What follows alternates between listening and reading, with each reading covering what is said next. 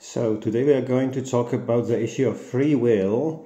Is there anything such as free will? And if so, what theoretical consequences it has for our perception of the nature of a human being?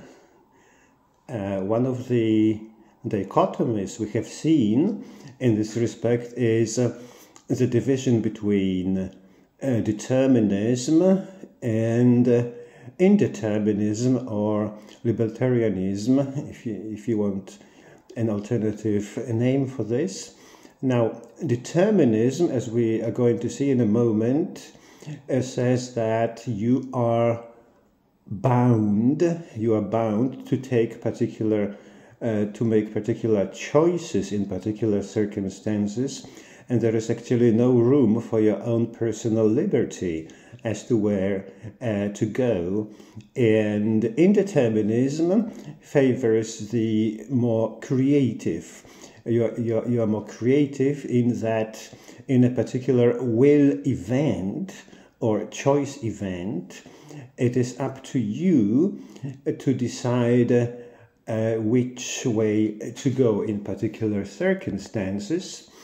So the purpose is to show that if you are a determinist, then you must reject the possibility of a human person's being creative. And that's a pretty important matter, because it has got its implications for culpability, whether you may be held accountable for certain choices or not. And during this talk, I would like to say a few things that you see on the screen, why this very issue, and then we shall try to define will. I'm not saying free will specifically, because from the deterministic perspective there is nothing such.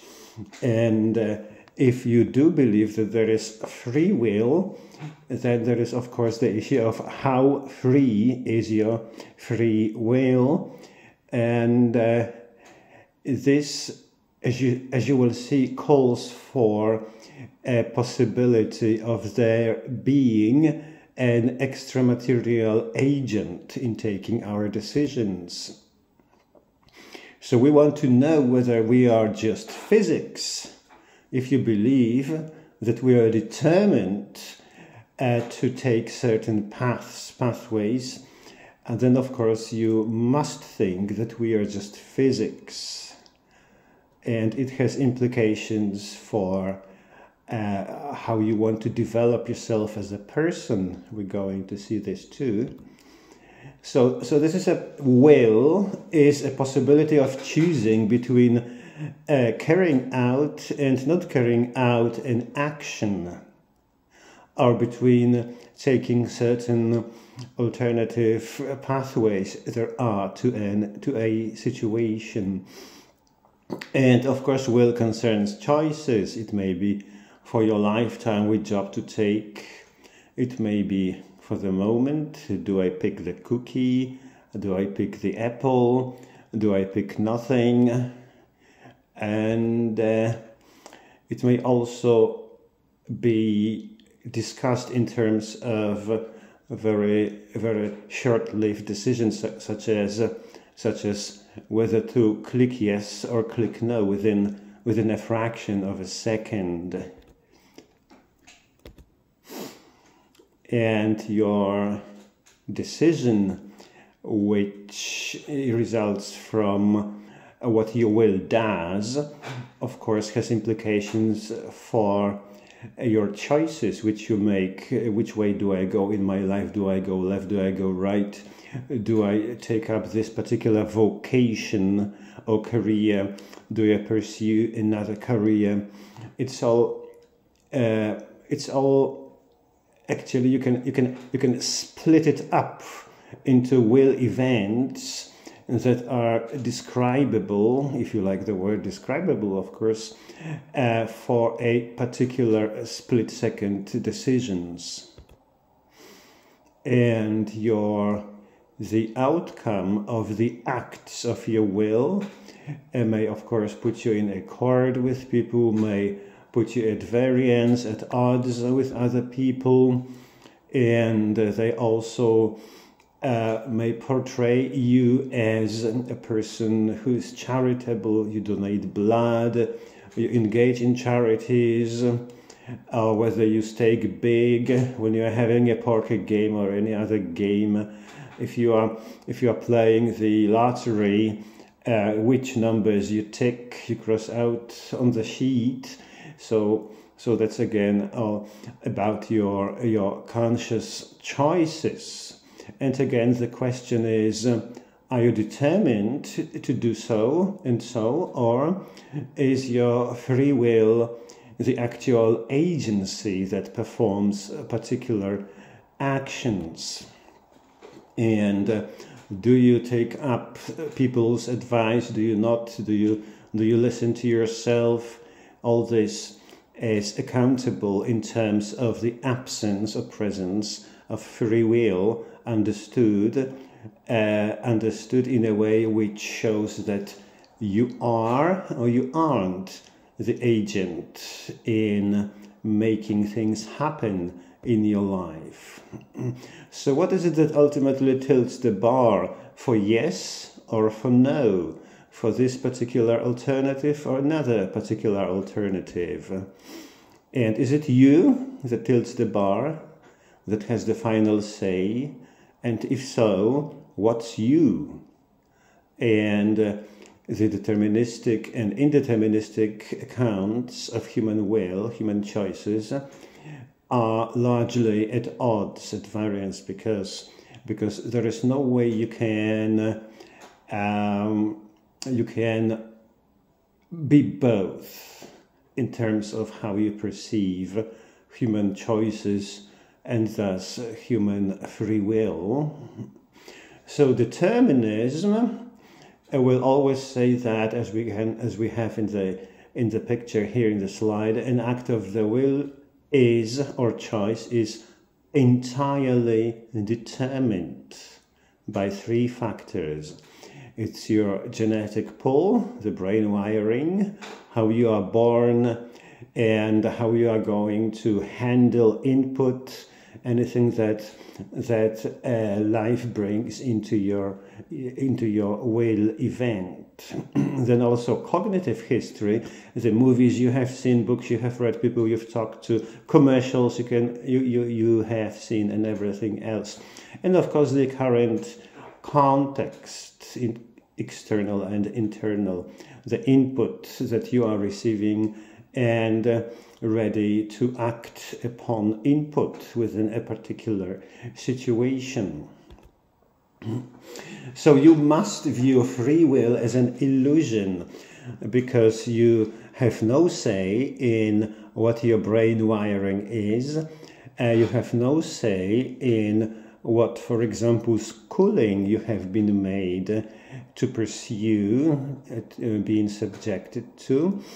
And of course, you have little impact on what sort of setting you find yourself in, what sort of input is eliciting a particular response from you. So that's just physics. You know that your genetic pool in this paradigm and in any other paradigm is shaped by developmental biology, whether you understand developmental biology as development of your species, your race, your tribal heritage or adaptation. We shan't be going into that in detail today. And within this framework, you don't owe you what you are. You don't owe you what you are.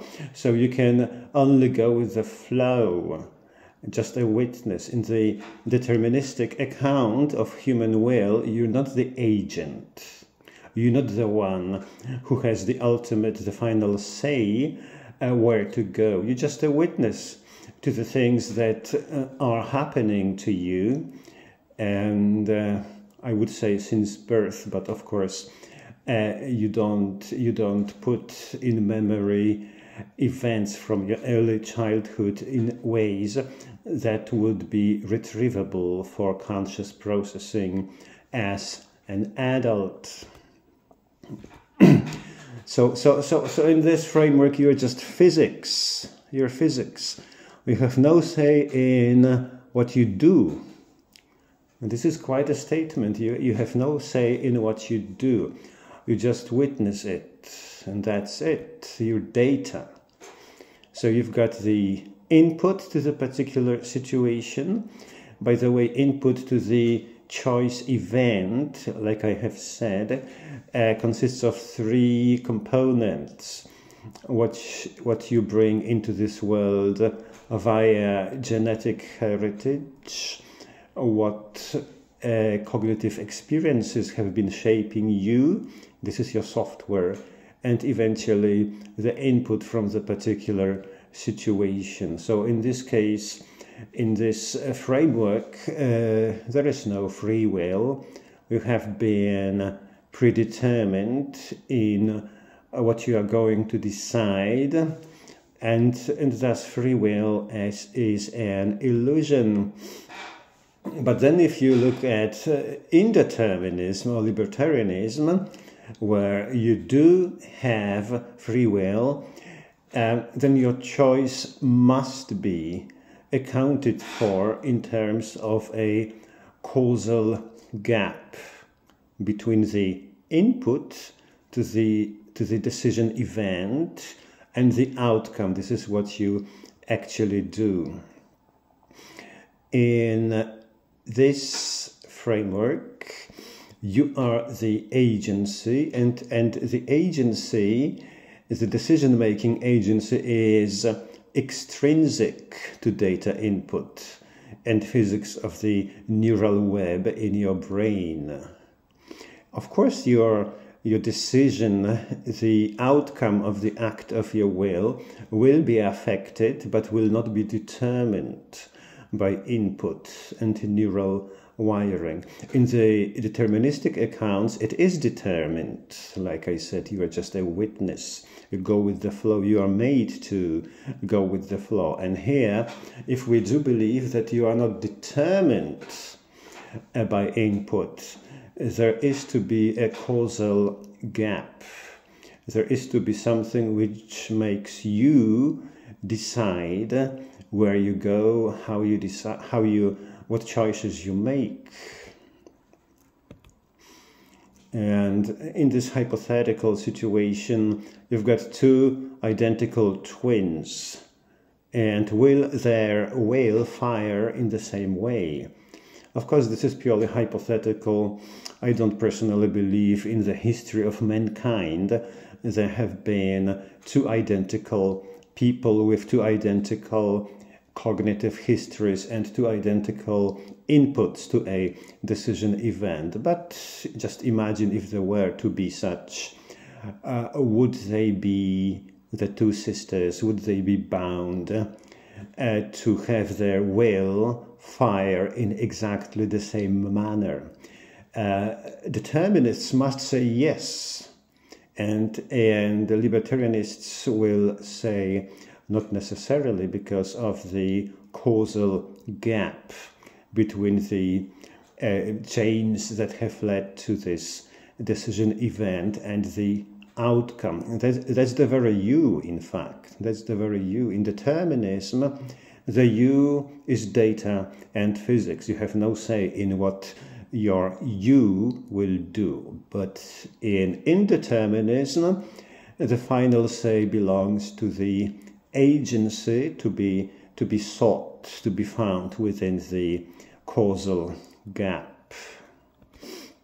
And the causal gap, the agency, must be extrinsic to input, because otherwise it wouldn't be you that was making the decision. It would be the data that ask you, that don't ask you how shall we go about this. It just does things for you. You're just looking.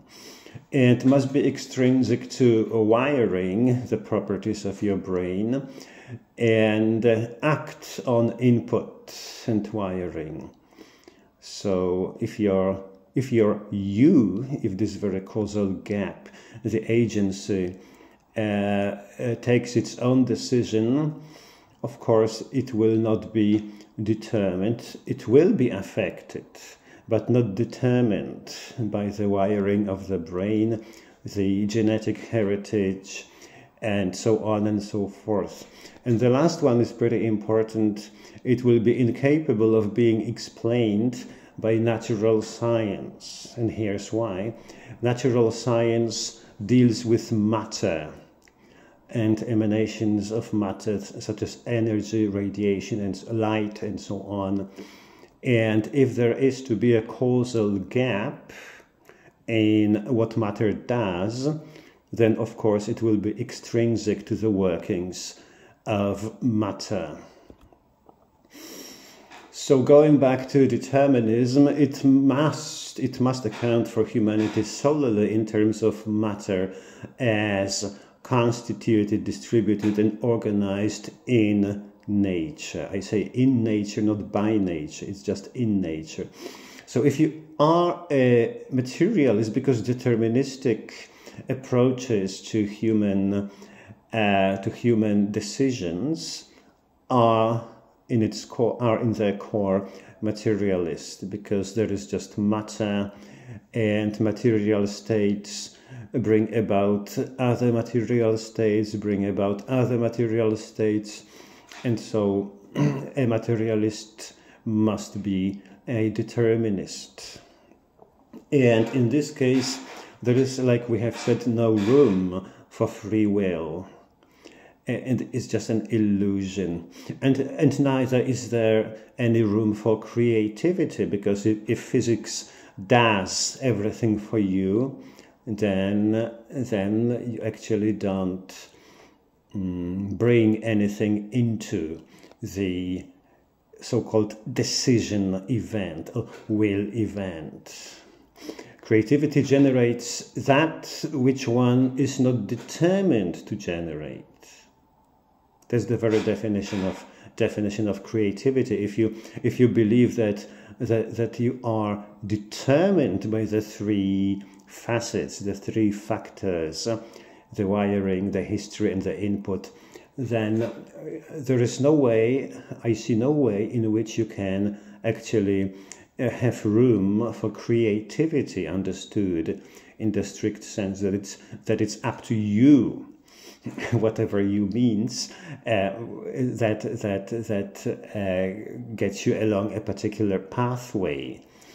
And for me, you means the agency which acts upon matter, the material makeup of your brain, and the data recorded therein, but acts on it to the effect that what happens is up to you, not up to matter. Like I said, it will be affected, but not determined. So if you say that you are just physics, you're just data, wouldn't you say it's a pretty profane account of humanity? It isn't an intellectual error within the materialistic paradigm, because it holds water, it makes sense within that paradigm. But as for me, I would perceive it as some sort of intellectual blasphemy, because we as humans are not allowed to be creative. They will use this word creative, this adjective, but rather meaning that, well, creativity would be about the intricate matter which interplays with many different factors, but eventually that intricate system which brings different data to the situation, to the choice, actually constitute 100% of what happens in your decision. That's an intellectual blasphemy, because we humans must be believed to be creative. Things are up to us, not up to data, even though we work upon the data to arrive at different possibilities, which are up to us. Wouldn't you say? Isn't it a profane account of humanity? There is no you in you. You is just the data that have been put into that particular situation in which you supposedly make a choice, but the choice isn't yours, isn't creative. It's just bound to occur the particular way. And we have had those discussions. Can you be held accountable? Can you be held accountable? Can you be held guilty of what you have done, be it something bad, if you believe in determinism? Actually, no, because if you have been determined to act in a way which is evil, then it's not you, it's the data that have led up to this particular occurrence. But when it comes to punitive measures, such as giving you a fine for bad behavior, for misdemeanor, or giving you a time to do in prison, this will not be done away with, even in the deterministic account, because if people in the deterministic manner see that detrimental actions are punished, then there will be a smaller or reduced risk of them acting in like manner. So of course there is, even though there is no room for culpability, for being held guilty, there is room for punishment that would deter you from performing detrimental acts, detrimental to other humans, to the society, to the community. And the purpose in life, in determinism, and thereby materialism, would be pretty hedonistic. You exploit matter, which you are composed of, and which you interact with for individual and common pleasure. There's actually little else we could think of other than look at two, try to be good, whatever that means, if other than one. So try to be good, meaning that you make others feel good, you make others obtain pleasure from situations. And of course, if there is to be the other, one must use fuzzy concepts. For example, just be human, just be good, but then you embrace the failure to speak within the rigor of logical clarity. Because how do you define be a human or being a human? If being a human is actually, it comes down to being an interplay of data, of outcomes of physical cause-effect chains. And if you do believe in the notion of free will, you must, this is a theoretical consequence, you must allow for the existence of extramaterial reality within which the causal gap is to be sought, because as I say here at the bottom of the slide, any act of will would merely be a resultant of ongoing interplay between multi-layered, purely material cause-effect chains, whose result is determined by the laws of physics. That's without the agency that is extrinsic to matter. So materialism is incompatible with the notion of free will and therefore with the notion of creativity. And indeterminism or libertarianism entails immaterial causal agency. And this agency will not be scrutinable to natural science. Yeah, this is important. I say it again. So the immaterial causal agency can't be described by natural science. The immaterial causal agency must be regarded as a sacred factor to our existence, which acts upon matter within you as a person, and which acts upon matter outside you as a person in accordance with the agency's ontological drives. Now, I know this is a bit complicated, ontological drives.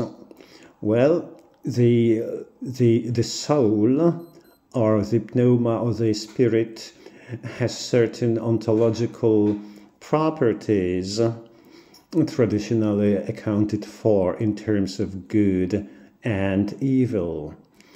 And this agency actually has its own properties which cannot be fathomed by natural science. We can only point at the existence of this agency, but we can't describe it in terms of physical properties, in terms of any other properties. And the causal agency's drives are not epistemologically accessible to natural science. This is just a paraphrase of what I have just said. So that means that natural science has no cognitive access to the agency, to what the agency is like, to its origin, and to the workings it has upon matter. By upon matter, I mean the brain and the data which are available for the workings of an event of will. Okay. And so that being said, let us now say we have had people address this issue in various ways, in various manners. For example, what about probabilistic quanta?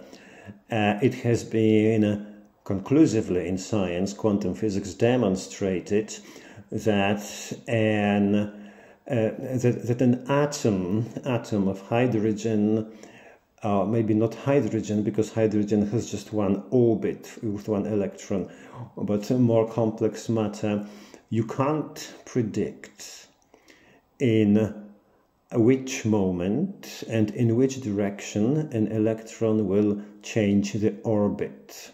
So they have derived from it the statement that, and so nothing is well ordered, nothing is decided, things are just random, things happen by chance, and there is no way to predict what molecular events will happen. And my response to this is that many of the scientists who have claimed this are just prideful, because the impossibility of predicting an event doesn't mean that there is no causal factor. There are causal factors behind molecular changes, but those changes are not accessible to our knowledge. And that's something quite different. It's not the same thing, right? So science shows that we have limits to our understanding of matter, but our limits as to the cause why an event takes place, those limits do not mean that there are no causes. There are causes, but we at the present moment have no way of knowing what the causes are. And if you look at the second one, readiness potential, it has been found in experimental psychology laboratories that even before you are conscious of your decision, your brain actually has been preparing for this decision prior to you making that decision. Well, this is actually something to be addressed, and my response would be that the readiness of your brain to take certain decisions is a result of the previous decisions you have been taking, and there is still room for the causal gap. You are still the agency which is being affected, even in its different degrees of readiness to act, affected by your previous choices. So to summarize this part, neither quantum physics nor anticipational states would preclude the existence of extramaterial agency, which is you. Your material makeup is part of you. Your extramaterial volitive agency is part of you. And thus, in your decisions, you are not determined. You are led up to be inclined towards certain decisions, but you are not determined to act within the actual makeup of data.